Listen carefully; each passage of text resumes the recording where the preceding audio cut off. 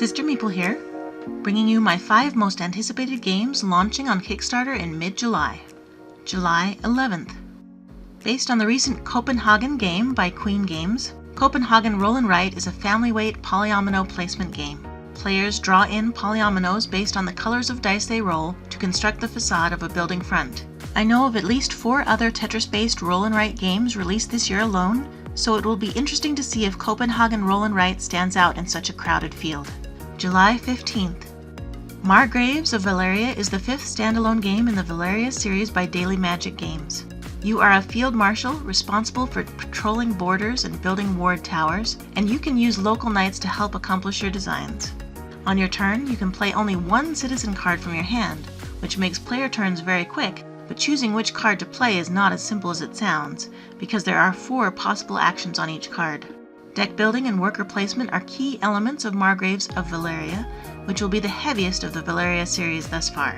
I always enjoy art by the Miko. July 16th. Dice Throne Adventures is a set of cooperative expansions for use with the Dice Throne Season 1 or Season 2 characters. Players will work together over a series of game nights to travel from the Crimson Sands all the way to the Mad King's throne room, gaining permanent deck upgrades in each gaming session.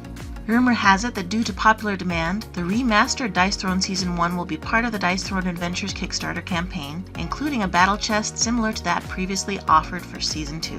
Also launching July 16th is Aetherfields, produced by Awaken Realms. Aetherfields will be a cooperative adventure and exploration game with a dream-crawling theme. With around 30 different scenarios, it will have deck building and escape room elements, along with the usual mountain of miniatures and some pretty funky masks. Tasty Minstrel Games recently announced that they will be doing one of their popular deluxified treatments on Emperor's Choice, a game designed by Hisashi Hayashi, the designer of Yokohama and Minerva. In Emperor's Choice, players are powerful subordinates of the Chinese emperor, trying to increase their standing in the royal court.